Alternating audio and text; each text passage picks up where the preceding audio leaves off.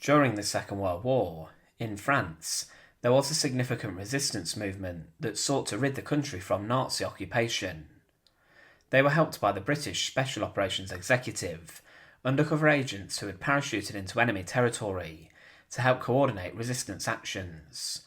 But for many people, living in Nazi-occupied France was brutal and was tough.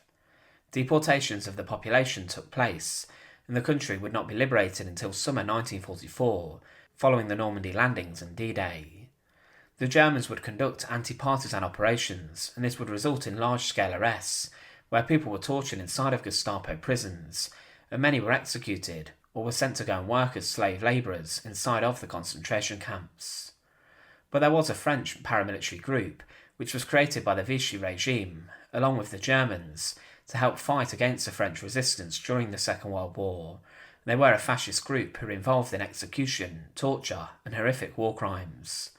But at the end of the war, many members of the Milice, or the French Militia, would be rounded up, and they were executed for their collaboration with the Nazis. Join us today as we look at the executions of the French Milice, and to support our channel, please make sure to subscribe. The French Milice, or the Militia, was created on the 30th of January 1943 as a response to fight against the French resistance. The Milice first supported the Vichy government in unoccupied France, however it was later in support of the Nazi government in Paris. It's believed that at its height, around 35,000 men were in the militia. The French resistance as the war was progressing was getting more and more successful, and they were seen as more powerful, and the Milice was gathered to fight against them. Pierre Laval was the Prime Minister of Vichy France at the time, and he was their formal head. However, the man who was really in power and held power inside of the group was Secretary General and de facto leader, Joseph Darnard. It was a group that appealed to men from many different backgrounds. Some believed that the militia was right to repel the resistance, and others were supporters of the Nazis and preferred life during the occupation. France had been defeated by the Nazis, but there were many French people who were sympathetic to Hitler's cause, and some Frenchmen were allowed to join the SS at some point. Others who joined the Milice were men who had been unemployed, and the group offered paid employment, good pay, and also substantial food rations which were better than what the French population were receiving. Also, members of the group were exempt from being forced to conduct hard labour in Nazi Germany, where they would suffer a much worse fate, and that's why some joined. Others had been part of the pre-war far-right in the country, and others joined as their families had been injured or killed in Allied bombing raids, or had faced threats from the Allies.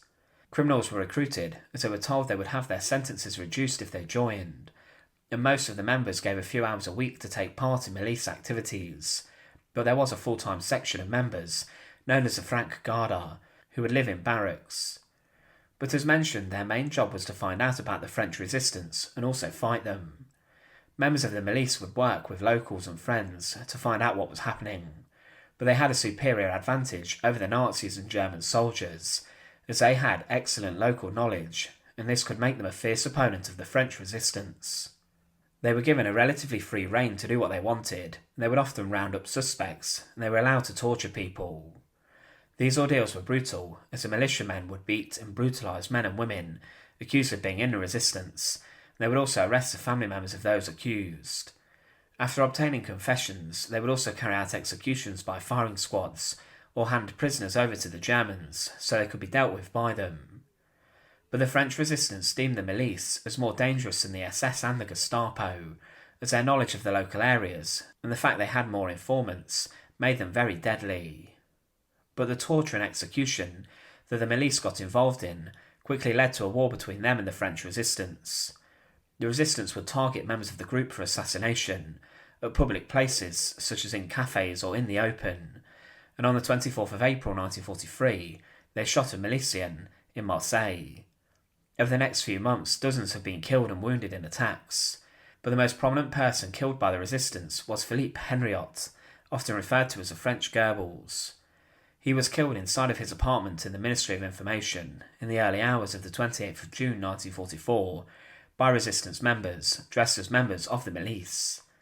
His wife was spared, but the Milice would then retaliate by killing a number of anti-Nazi politicians and local leaders. They would work inside of different zones, and they established their headquarters in the old headquarters of the Communist Party.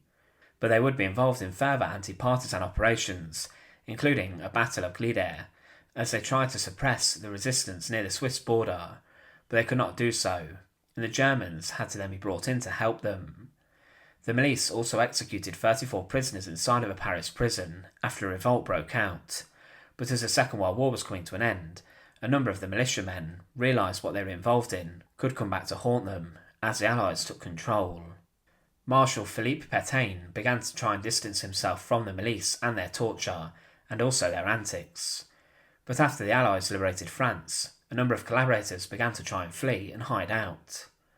After the German retreat, many milicians were executed either on their own or in mass executions. The offices of the group were ransacked, and agents were beaten and were thrown from the office windows into the streets, or they were thrown into the river, and they were then later taken to prison if they survived.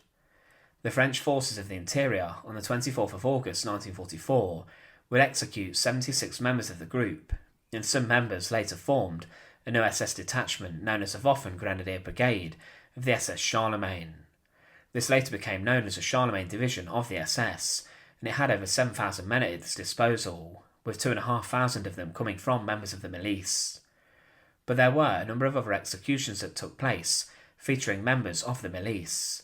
One eyewitness said, "One afternoon recently in Grenoble, I saw 6 young men shot by the Maquis. All had borne arms against France. Each one was tied to steel stakes. 3 died well. These men had been tied to stakes before they were shot by resistance members, having been declared traitors against France." Another execution of a Milice member was said, "For the second time this month, a French mob reversed the decision of a purge court and lynched an alleged traitor. In Dijon, the end of the war trial of Jacques Lossac, former police chief charged with the abuse of French resistance fighters during the occupation. An angry mob led by resistance veterans marched on the city jail, broke the prison doors and pulled Lossac from his cell. They carried him to the city's outskirts and hanged him from a signpost, then dragged his rope-tied body back into the town." Another execution of the members of the Milice was said that 6 young men were tied to rusty steel stakes and shot by a platoon of Maquis. They were tried in the morning by a civilian judge and 2 military assistant judges in a shabby palace of justice in the town. They were defended by the town's 2 best lawyers, and they were duly found guilty of treason.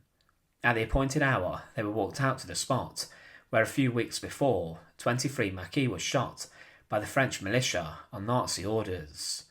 3 died well, which is to say they died at once. 3 did not. They sagged on their stakes, and one even stood erect, shaking his head from side to side, as if uncomprehending. He and 2 others received final pistol bullets to their heads. There was a crowd of 5,000 that had come to see the spectacle, and there was laughter and shouting and pushing and noise. There were men, women, children and women with infants in their arms. They cheered when at last a volley came from the Maquis rifles. The Milice were seen as a serious threat to the French resistance, and their expert local knowledge made them more feared than German soldiers. But following the liberation of France, there were many executions of them that took place, and they were seen as people in the pockets of the Nazis. Many were disgusted at their acts, as they were considered the worst traitors, preferring to support the Nazi regime rather than act against it. But they were torturers and executioners themselves, and still in recent years there have been members of the group, decades after the war, who have been brought to trial. Thanks for watching. To support our channel, please make sure to subscribe, and once again, thank you so much for watching.